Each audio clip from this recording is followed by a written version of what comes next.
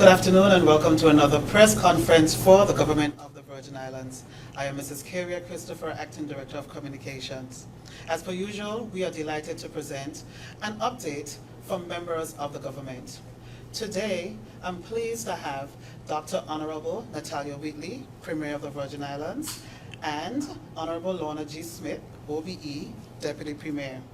Our main focus this evening is the upcoming trip to London, referencing the Joint Ministerial Conference, the JMC, and the celebration of the 20th anniversary of BVI London House and recognition ceremony of Mr. Ralph T. O'Neill, OBE. A special thank you is extended to the media for your presence, GIS team, as well as the Premier's office for the organization of this afternoon's event. The press conference can be heard live on ZBVI and the government's official Facebook page at BVI Government. I now invite Honorable Lorna G. Smith to make her statement, followed by Dr. Honorable Natalia Wheatley. We ask that the media please exercise their option to ask 3 questions per media house with 1 follow-up per question. And please be advised that the panel will only entertain questions regarding their presentation. I present to you Honorable Lorna Smith. Thank you. Thank you, Mrs. Christopher. Good afternoon, media. Sorry. Ah, Yes.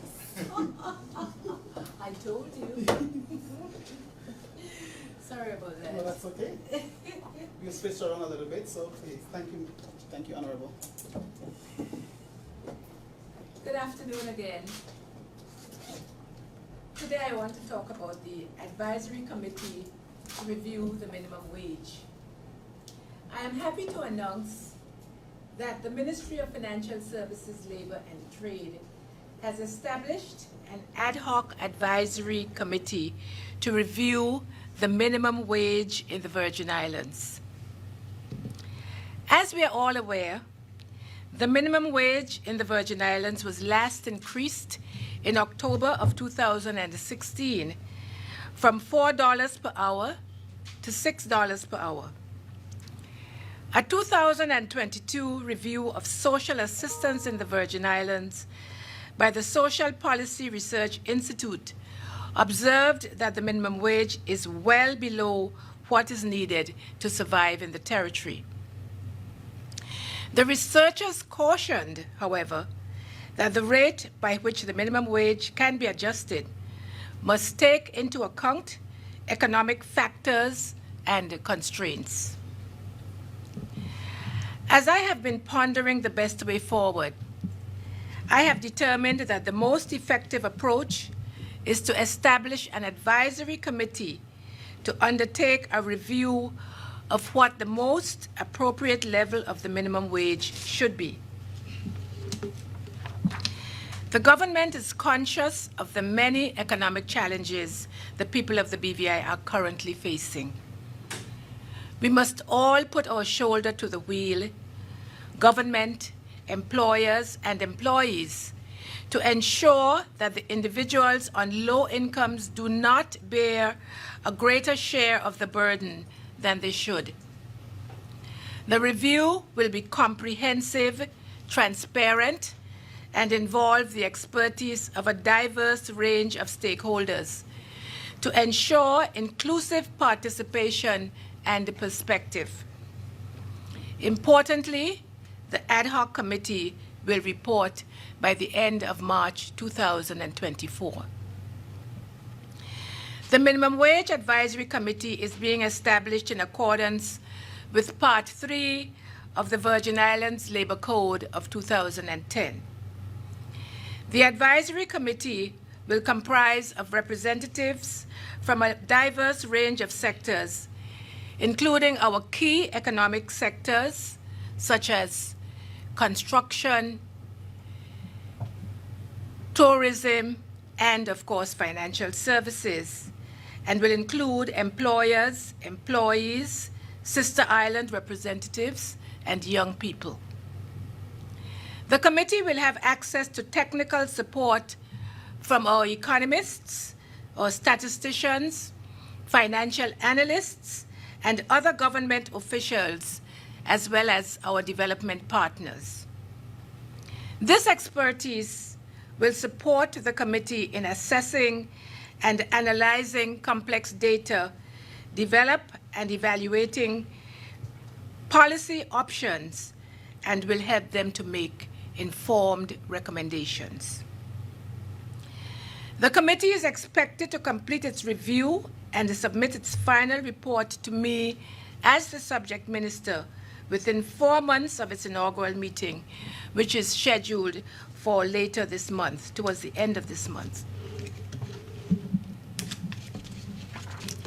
It is important to note that the review of the minimum wage is only one part of a wider assessment by the government of how we can address the cost of living across the Virgin Islands.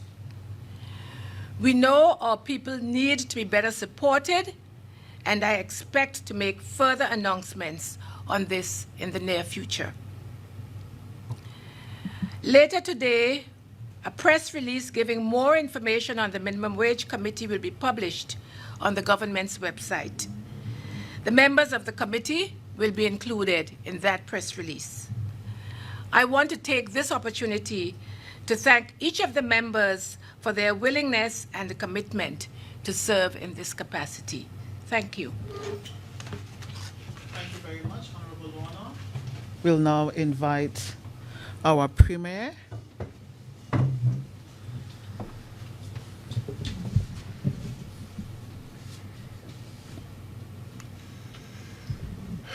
Thank you, Acting Director of Communications, and a pleasant good afternoon to all present. Allow me to acknowledge the Deputy Premier of the Virgin Islands, Honorable Lorna Smith, OBE, Minister for Financial Services, Labor and Trade, as well as the members of the Press Corps. Also, of course, GIS, we're grateful for your facilitation. Those viewing via Facebook, listening via the radio, and the wonderful people of the Virgin Islands. In continuing my administration's commitment to transparency and accountability and good governance, I'm pleased to have this press conference today, particularly before I travel to the United Kingdom to attend the joint ministerial council between overseas territories leaders and UK government ministers. We refer to the meeting by its acronym JMC. Before I say anything further, I want to extend my deepest condolences to all the families who have lost loved ones since I last held a press conference. I pray that God will give you comfort at this time. I want to unequivocally condemn the murder of Mr. Julio Rivera. Yet again, we have lost another young man in our community to gun violence. The incidents of gun crime that we are experiencing are very serious, and the security of the territory will have to continue to be bolstered. This is on my agenda for discussions with OT Minister Honorable David Rutley, MP, next week. Let me also mention that earlier this week I had the opportunity to discuss the situation at the prison with Honorable Michael W. Freer, MP, who is the UK Parliamentary Under-Secretary of State for Courts and Legal Services in the Ministry of Justice.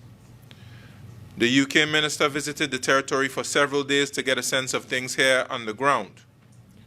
The Honorable Vincent Wheatley, as Minister with certain responsibilities for the prison, also met Minister Freer.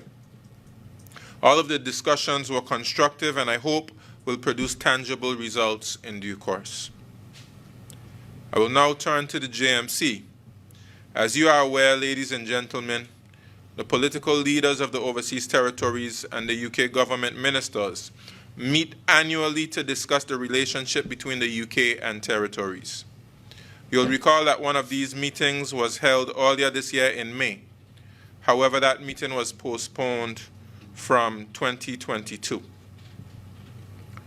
The 2023 JMC I will attend from the 13th to the 15th of November, and it will focus on reframing the relationship between the OTs and the UK, as well as the development of a new UK strategy for its engagement with the overseas territories. This effort to reframe the relationship is about identifying and affirming certain political principles on which the UK and OTs operate in order to minimize friction and promote a more supportive posture by the UK for territories, especially after the severe strains experienced over the years that damaged the relationship. The new OT strategy is supposed to be supportive of a better relationship and will be presented to OT political leaders in London. I want to list some of the things that I believe are important considerations for the UK to improve its relationship with the overseas territories. They are: 1, respect for the role and responsibilities of the devolved governments of the overseas territories. 2, respect for the role and responsibilities of the legislatures of the overseas territories. 3, respect for the will of the people of the overseas territories and their unique cultures and values. 4, respect for the OT's self-governance and political advancement in line with the United Nations Charter, UN declarations, and UN resolutions. 5, support for the sustainable development of the overseas territories to help them achieve the Sustainable Development Goals. And 6, assistance to the OTs based on their vulnerability to help them respond to the negative impacts of climate change. The reframing of the relationship is expected to be captured in a political declaration at the conclusion of the JMC. I should mention as well that there will be a discussion on public registers of beneficial ownership. That is why I'm pleased that Deputy Premier and Minister for Financial Services, Trade and Labor, Honorable Lorna Smith, OBE, will be joining me at the JMC. We'll reiterate that the Virgin Islands is a jurisdiction that respects fundamental human rights, including the rights to privacy and data protection.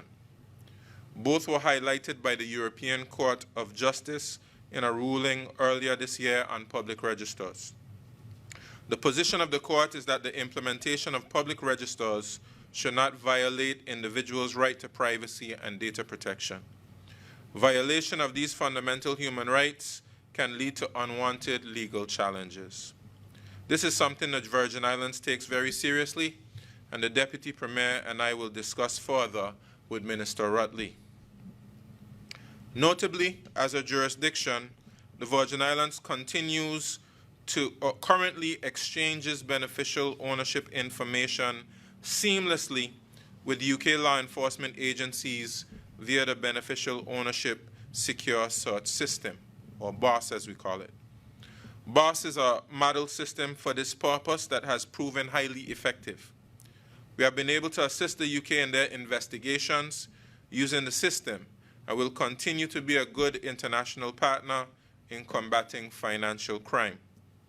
Finally, while in London, we will honor the late former Premier, Honorable Ralph T. O'Neill, at a reception at BVI House. Over the past year, the London office embarked on a journey of reflection and appreciation, culminating in the final event, the highlight of which will be the unveiling of a commemorative bust in honor of the first Premier of the Virgin Islands, the Honorable Ralph T. O'Neill, OBE. As you know, it was under his leadership that BVI House was purchased, and of course the Deputy Premier was the one who actually picked the building, which has served as the location at the BVI London office since its inception. The two are inseparable. Honorable O'Neill's vision of the Virgin Islands representing itself in the UK, Europe, and beyond via our own representative office has been fully realized. He is worthy of recognition in light of the 20th anniversary of the BVI London office. With that, I will end my statement and hand back over to the Acting Director of Communication, who will entertain questions. Thank you.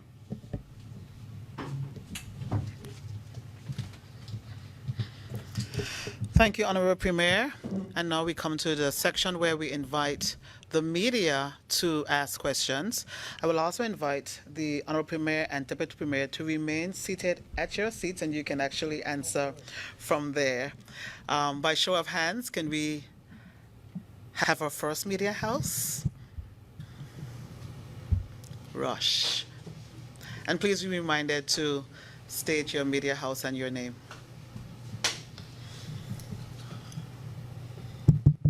Good afternoon, y'all.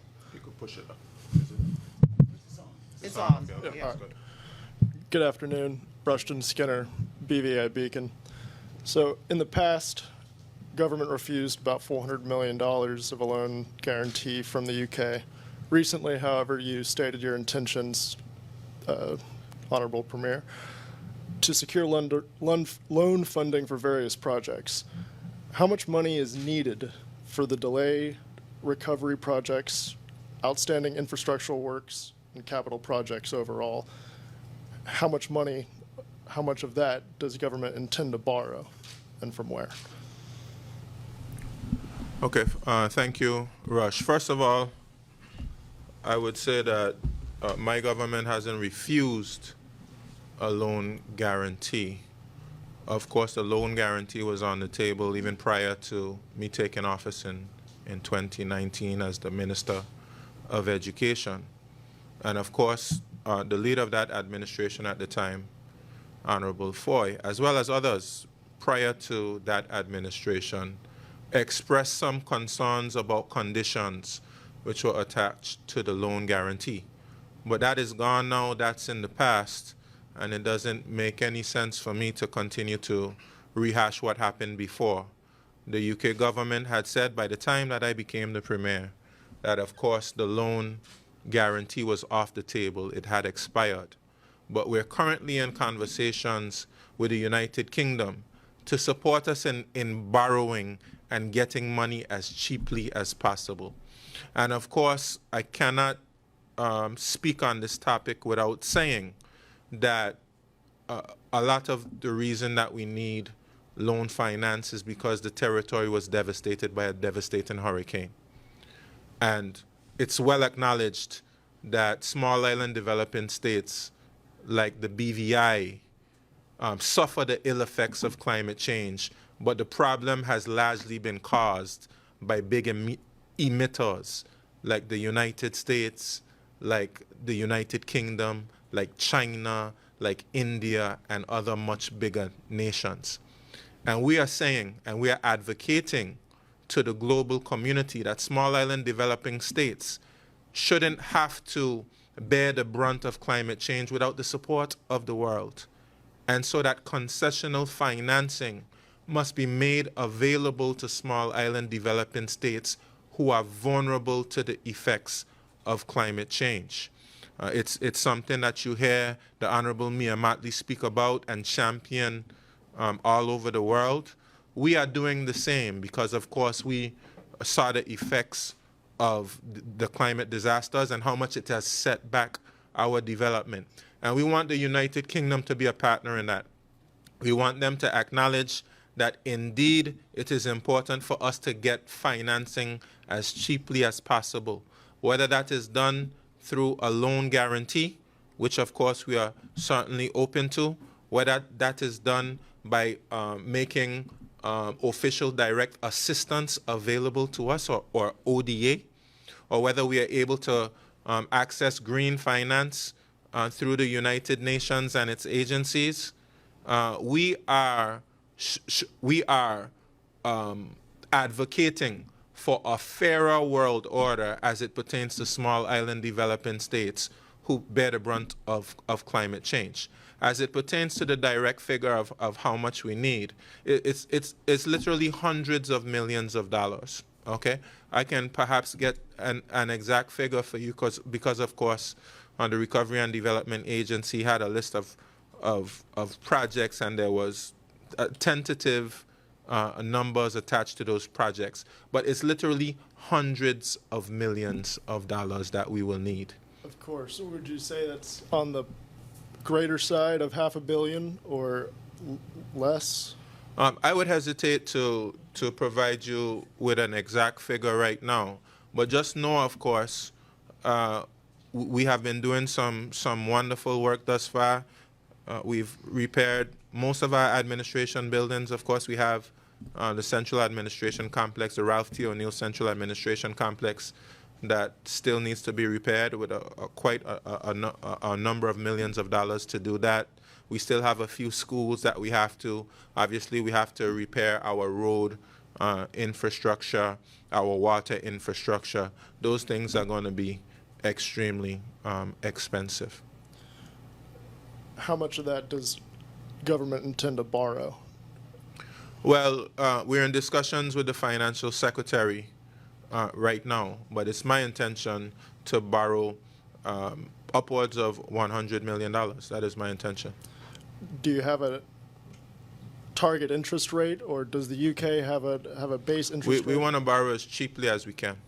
All right. With the support of the United Kingdom.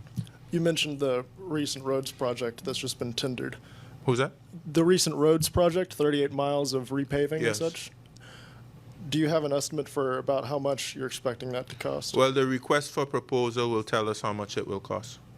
And can you tell me why it's being handled by the Ministry of Communications and Works instead of the RDA, the Recovery and Development Agency? Well, the Recovery and Development Agency works in partnership with the ministries. So whether the Recovery and Development Agency actually executes it or not, that's a matter between the ministry and the RDA. I don't want to interrupt you, sir, but I just want you to be conscious of the questions. We have the media house watching me, to be fair, and so one follow-up per question. So make this your last question until we rule around if we have time. Understood. Thank you so much. I appreciate that. Do you have a timeline for these loans that are going to be asked from the UK? And or do you expect, which projects do you expect to receive funding from these loans first? Certainly, we want funding for roads, for water, and there are a number of projects. And of course, in the budget speech, which will be delivered in a couple of weeks, I'll give further details about the projects that we will fund via loan. Thank you all. Thank you. Good afternoon, Premier and Deputy Smith. Kathy Richards, JTV. My first question is to you, Premier. You would have alluded in your statement to having that meeting with the UK governor recently. I know for a fact you guys were at the prison and had an extensive meeting. Can you share with us some of the main issues that would have raised its head at that meeting? Well, no, I didn't visit the prison with the UK Minister for Justice. But we did have a courtesy call earlier this week, on Monday. We discussed matters. Of course, I must say, of course, there's a minister responsible for the particular area who takes the lead on these type of things, Honorable Vincent Wheatley. But we did discuss the challenges that we have in the court system in terms of the high amount of persons on remand, overcrowding at the prison, perhaps measures that can be taken where, they gave us their experience in the United Kingdom with things like tagging for prisoners who are not dangerous, and rehabilitation of prisoners, which is extremely important. Lowering the rate of prisoners committing crime once they're released, things of that nature. Okay, it seems as though a lot of the attention was placed on, around prisoners themselves, but what about the welfare of the officers who work there? Were the concerns that affect them a part of discussions? In my meeting with Minister Freer, we didn't discuss that directly, but certainly perhaps maybe Honorable Vincent Wheatley, as well as, of course, falls under the public service and under the governor's group as well. They would be the appropriate persons to speak about some of the conditions which they're concerned about up at the prison. Okay, my question number 2. Has the governor expressed to you satisfaction or dissatisfaction with funding for crime fighting and the justice system? Up until now, the police commissioner has been very appreciative of the resources which have been provided. Of course, as we know, we have one pot of money that everything has to be funded from. So they've been, I would say, understanding, but they've been pleased thus far. The governor expressed satisfaction? Yes. Okay. Okay. My third question that is allowed is to Honorable Smith. I could not notice the expression on your face having heard the Premier mention BVI London. Oh, yes. Can you give us some more details as to what this recognition for the late Honorable Ralph Telford O'Neill is likely to look like?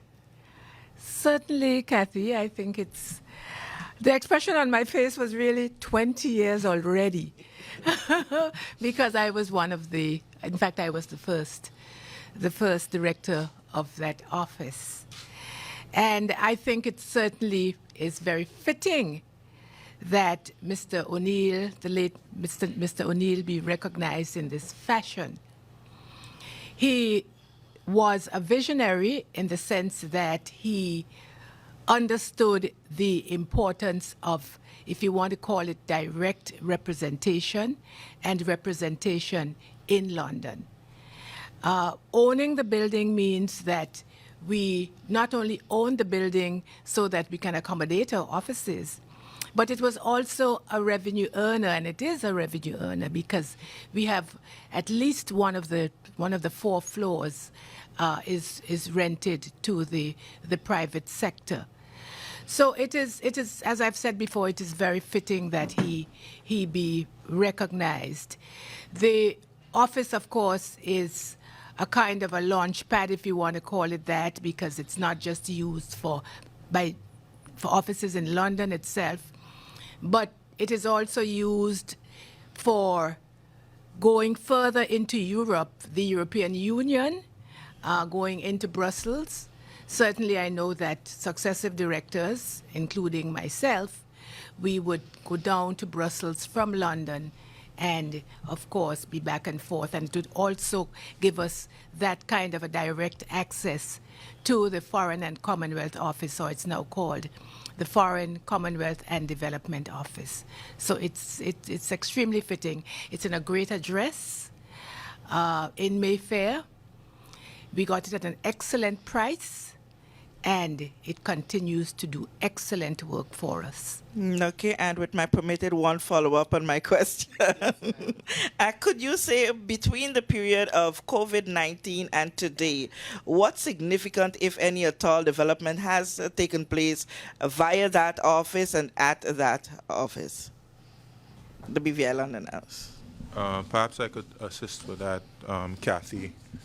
Well, I'll focus on the 20th anniversary celebrations.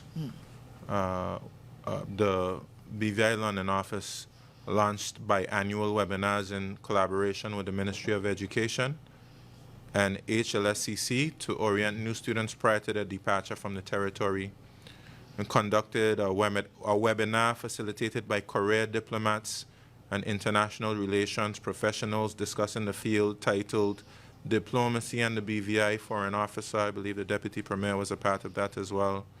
Launched a 12-month internship program in international relations. Presented a stamp to commemorate the 20th anniversary. Launched our diaspora outreach program, traveling to different areas of the UK.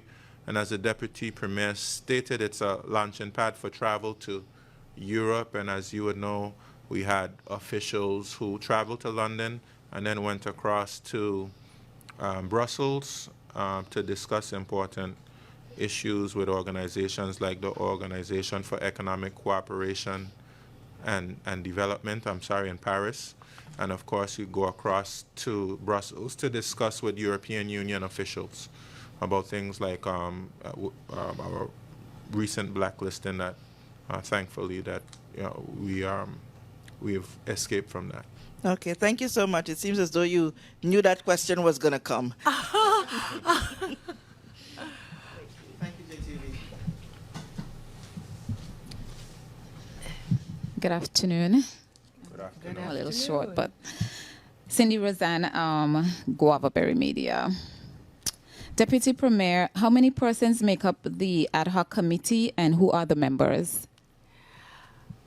Thanks for your question, Cindy. There are 14 persons on the committee.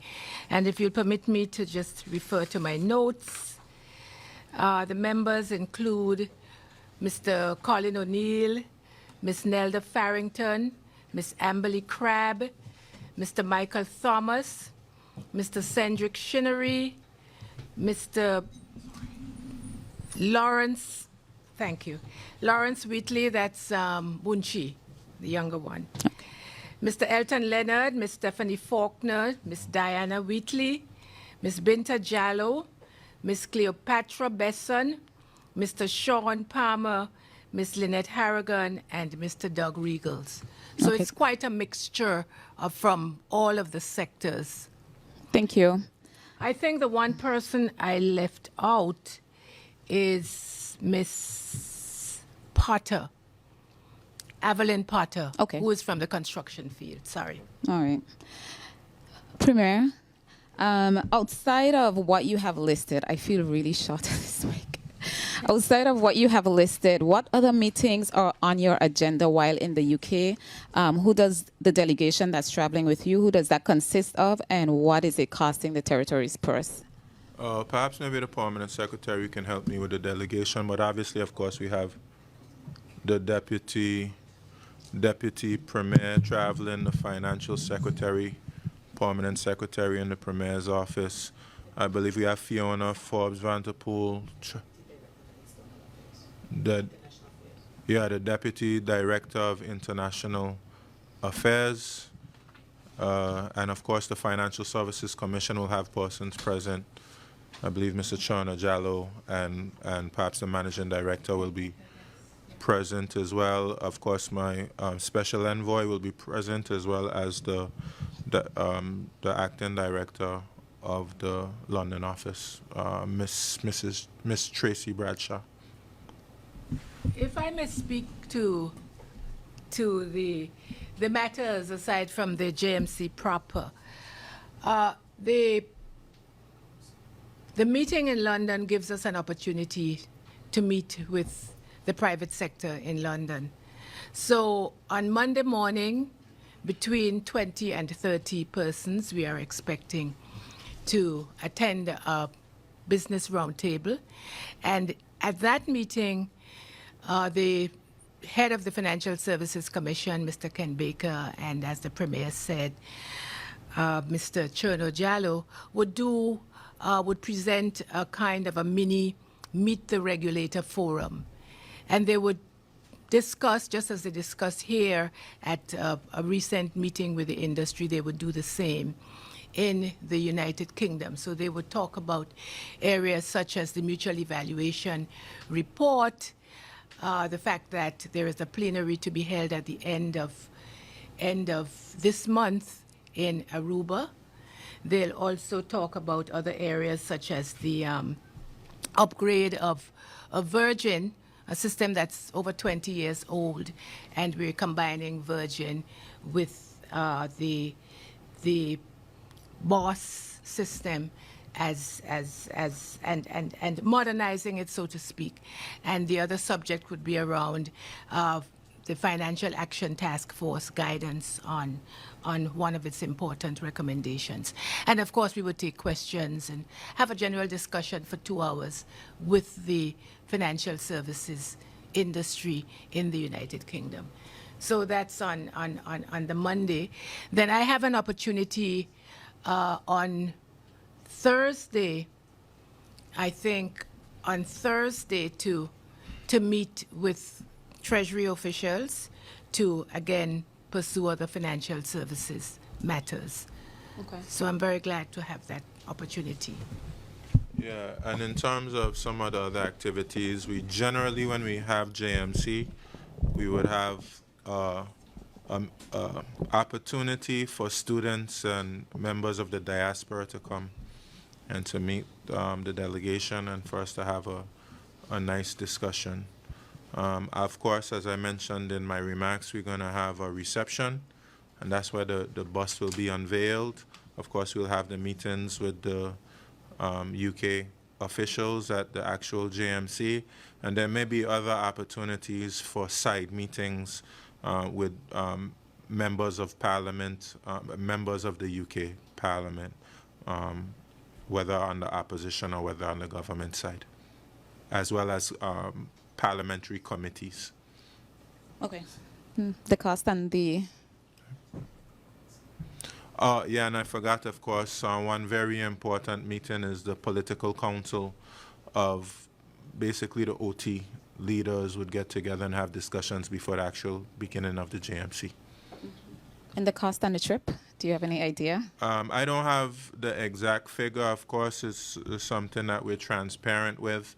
But one thing I would encourage is, because I've heard this narrative, of course, that about travel. Every government has to travel, not just BVI government. You know, we know that the other overseas territory governments, some of them travel as far as, you know, I don't know. So, you know, some of them have to travel maybe 2 weeks to get to London. So everyone has to travel. You go to international meetings where you're fighting for your interests and your place in the world, and inevitably you have to pay for airplanes, and you have to pay for hotels. And the further you travel, the more expensive it gets. So sometimes I don't think it serves our interests well to create a narrative, you know, that there are other better things to do than travel, because we have to represent our interests in the world. We live in a global village. If we figure that we're going to stay here in the BVI and things will work out for us, it will ultimately end up hurting us badly. I know sometimes it's politically convenient to have a narrative, and that's not directed at you, Cindy. I've heard this from the opposition members, etc. It may be politically convenient to have a narrative that there's something wrong with officials representing the interests of the Virgin Islands internationally. But if we ever take that posture, it will hurt every single citizen and resident in the BVI. So you'll follow up when you come back on the cost of the trip? No problem, no problem. Thank you. We're transparent about those type of things. Thank you. All right. What does the conversation with the UK actually look like in terms of funding? Are there financial entities under consideration, or that you're actively in discussions with? Do you have meetings in this regard while you're in the UK? What kind of timeline are we working with in terms of this funding? Is it a real conversation that's happening, or just more talk? No, definitely we cannot borrow without the permission of the United Kingdom. So we're going to be having, of course, direct talks with them. We have been in direct talks with them, and that those talks will yield fruit as early as the budget, which will be presented and passed before year end. Okay. The fact that you're unable to see what kind of funding you need is a little concerning. The number on the table was about 400 million. Is that what you're looking to borrow, or is it beyond that? You know, we're going to borrow what we can afford to pay back. Okay. And those figures will be presented in the budget, but we'll borrow what we can afford to pay back. Of course, as you know, we have ratios that we have to stay within, and the United Kingdom has been very helpful, I would say, in terms of flexibility as it pertains to the ratios. But generally, our debt servicing ratio is at 10%. Of course, we have a liquidity ratio in terms of reserves that we have to maintain, which is at 25%. And then, of course, we have a debt to, I think it's recurrent expenditure ratio of about 80% generally that we have to stay within. We have to fund government. We have to make sure that all the civil servants are paid, that we have money to do government operations and all the other things we do, hospital, schools, etc. So we have to balance the needs of borrowing with balancing the needs of funding the operations of government. Thank you.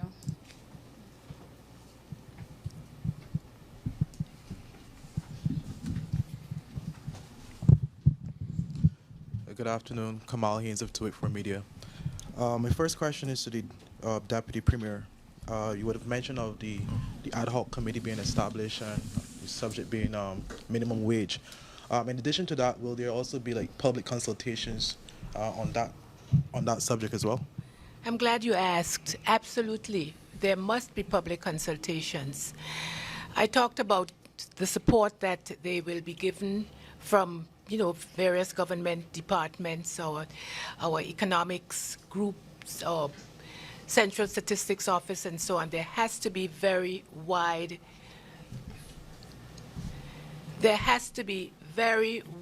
consultation on this whole issue of the minimum wage. And as I said, the minimum wage is just a part of the whole issue of the cost of living, which is a significant problem over the years, but with the increase in interest rates, the interest in so many, the increase in so many other areas, we do have to give it the highest priority. And just a follow-up question as well. As part of this part of the committee, what will it entail in terms of it? Will it just be determining what the minimum wage should be?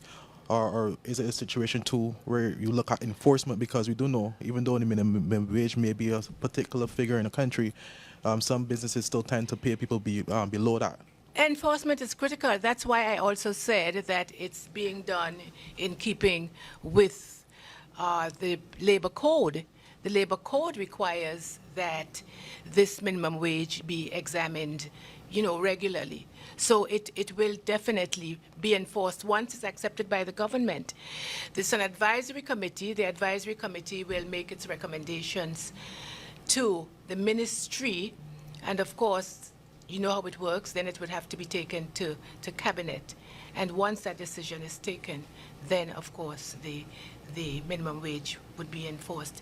And let me be careful in saying that it's not an easy issue. I was very deliberate in talking about a review because, you have to look at you have to weigh different factors, and we don't know where it's going to come out. But once it's accepted by the government, we expect it to be enforced. So could it be assumed based off what you said, you stressed on the fact that it's just a review, persons shouldn't look forward to next year, the minimum wage basically raising? When I say a review, I'm saying you have to weigh different factors. I have no doubt nobody can live on, $6 an hour. I don't even know how many people are being paid that. But we want to look at all the factors. How is it going to impact if it were to be increased? How would it impact the wider economy? The whole taxation issues and so on. So there are a number of issues to take into account with this minimum wage. Okay, thank you. My next question is to the Honorable Premier. You mentioned that part of the discussions in the UK will be about the crime situation in the territory. What's the overall goal that you intend to achieve after these discussions, considering the rising crime, whether it be gun-related murders, whether it be a rise in burglaries, etc.? What's the overall goal? Well, it would always be useful to know what additional support the United Kingdom can provide to the governor. And the governor is the United Kingdom representative here in the Virgin Islands. And as you know, the governor is responsible for internal and external security. And additional resources being provided to the governor and to the Royal Virgin Islands Police Force from the UK would always be welcome. Of course, we have a responsibility as well. And we have, just as Kathy asked, we have provided resources as well. But the United Kingdom, of course, they have technical expertise, other types of expertise that can perhaps help us in our fight against crime. But we know it's going to take not just the United Kingdom. It's going to take more than just our local government. It's going to take all of us working together because, of course, crime starts with individuals, and these individuals have families, and these individuals go to school, and these individuals potentially need jobs. So we have to take a very holistic look at crime. One thing we're going to be doing, and I'm aiming for January, is to actually have an anti-crime summit where we can bring together various stakeholders and exchange ideas about what we can do about the growing problem of crime. We're still one of the safest places in the world. I want to emphasize that. One of the safest places in the world. But we want to go back to the days where we used to leave our doors open and we and didn't have to worry about whether somebody would come in and do us harm. So we're still a very safe jurisdiction, but of course we have to arrest the growing trend of crime that's creeping in on us. Okay, and my final question, with both you, Premier and the Deputy Premier out of the country, who will be leading the territory? Honorable Kai Reimer is going to be acting Premier while we're both gone. Okay, thank you. Thank you. Thank you. We are finished with the first round. If there are any additional questions, I see you, JTV. We're going to invite you at this point to ask one additional question with your follow-up. Thank you so much. My follow-up is to you, Premier. This is so funny. From time in beginning, we have been relying on the United Kingdom for expertise when it comes to the fighting of crime, and we see an escalation that continues to happen. There seems to be a feeling that we need to turn more to our Caribbean countries for that expertise, simply because there is the expression that when we bring the UK officers here with their style of doing things, it's not compatible with that of the Caribbean country. They seem not to understand the culture and the modus operandi of the Caribbean region. They are way from a far bigger place that does things differently. Are we willing to go that route of trying to tap in more on our Caribbean brothers and sisters who are having success stories in terms of fighting crimes in certain ways?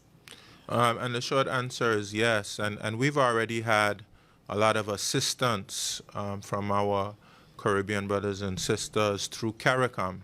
And I forget the name, I'm not sure if the PS can remember the name of the security organization in CARICOM. It's like Compacts or Impacts. It's Impacts. And of course, the head of Impacts came to the BVI and was assisting us with our advanced passenger information system and has assisted us with other things in the past. But I agree with you. I believe we need to start relying more on our CARICOM colleagues and all of the different CARICOM organizations that can even help us in areas like labor. There's a CARICOM labor organization where we can get information, that we can get policies, best practices, etc. So, and this is a part of our growth and development as a nation. We're appreciative for whatever resources are provided to us through the United Kingdom, but I agree with you. You know, in the region here, we have to work together more because, of course, all of us face a similar challenge here in the region. Of course, we know the illegal drug trade coming up from South America, making its way up to the United States of America and other places. All of us in the Caribbean are impacted by that.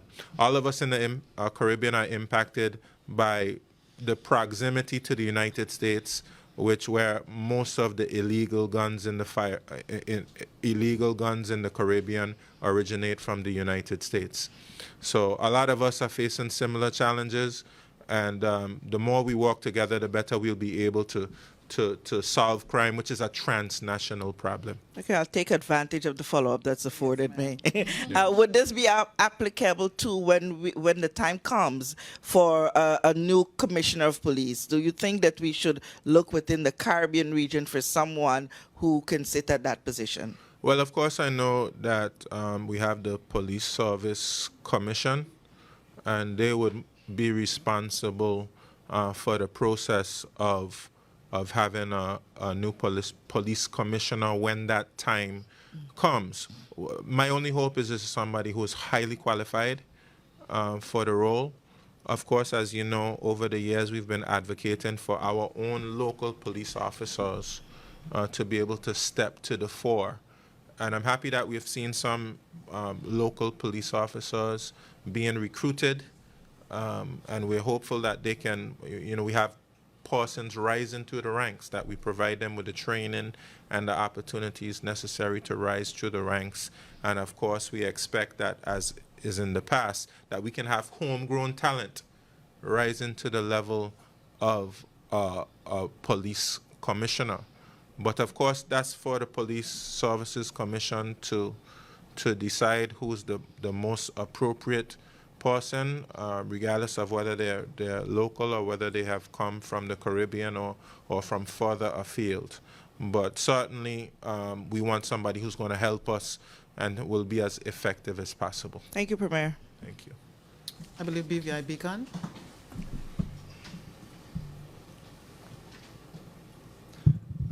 Hello again. Thank you for the additional question. So this is the second JMC conference of 2023, last May's being the previous one. And in that one, it was said that each UK government department would have a minister responsible for their department's relationship with overseas territories. Does that arrangement exist to this day, to your knowledge? And what effects, if any, have you seen this representation have?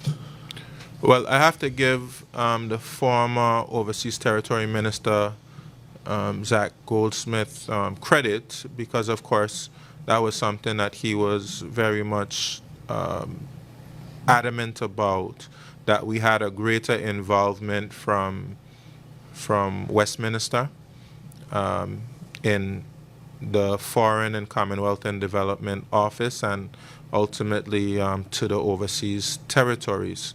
And at the last GMC, we saw examples of that, with many departments coming and making presentations. And in fact, the Prime Minister, Rishi Sunak, actually, made a statement, and of course, gave a mandate to all the departments that they be more involved with the overseas territories. We've seen the results of that over the past year, with various UK ministries and departments either traveling to the BVI or having extensive dialogue with the BVI on a number of matters. Of course, there are always departments who have more involvement than others. For instance, over the years, we've had a great deal of involvement with some of the ones that have to do with the environment, with fisheries, with agriculture, and of course the UK provides funding through their Darwin Plus initiative. So initiatives like that tend to encourage more participation. But we've seen other areas as well, and we want to build on those areas, and it's positive. That was the strategy announced in the 2012 white paper. I think it was called Security, Sustainability and Success, the Overseas Territories. If you look in that, you'll see, that Whitehall should have much more involvement with the overseas territories. But up until now, we hadn't seen it. But we've seen a noticeable difference with former OT Minister Zach Goldsmith, and we hope that continues with Honorable David Rutley. If I may give an example, an additional example, Premier, Right. we are having 12 of our nurses trained. Yes, absolutely. At is it Coventry University? Coventry, that's right. Coventry University at a really, good price. It's about $150,000 I think $150,000. It's a collaborative arrangement. And so you have the Ministry of Health involved in the UK and the Ministry of Health in the BVI. So there are all these, there is that greater collaboration, and as the Premier mentioned, there are all the environmental initiatives that we are able to take advantage of. Just a quick clarification, Ms. Lorna. Is that 150,000 for all, or For all, Okay. for all. I did ask that myself. It sounded pretty inexpensive, but a lot of it is virtual. I think the training is virtual, so that probably explains it. But we can always check with the Health Services Authority, but it is for 12. Of course. And final follow-up. Go ahead, it's fine. Do you believe one minister per department is enough to cover all the roughly 260,000 citizens in the overseas territories? Well, I think it's really among the ministers, the one person among the ministers, but it doesn't mean that they don't have persons who work under them who would be working on things. And of course, you know, you have a whole department which is Foreign and Commonwealth and Development Office, but I think you have to have at least one point of contact in each department or ministry who's going to be a contact person for issues happening in the overseas territories, and a point of contact for the Foreign and Commonwealth and Development Office. Thank you all. Thank you. Any more follow-up? Governor Berry? Sure. I know what y'all just said, but I'm going to ask anyway. Was Cox paid, the attorney Cox paid the $1 million plus for the final COI report? Where is it, and how can the media and public access it?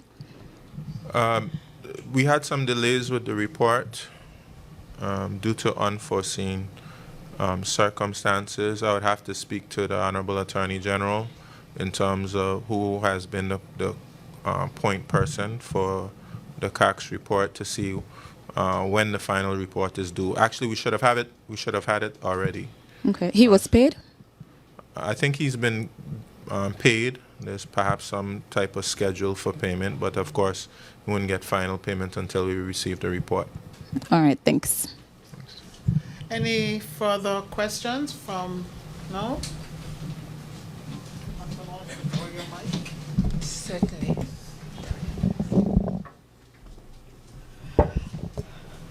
Thank you, BVI, and really thank you, the world, for tuning in with us as the government of the Virgin Islands continues to keep you informed.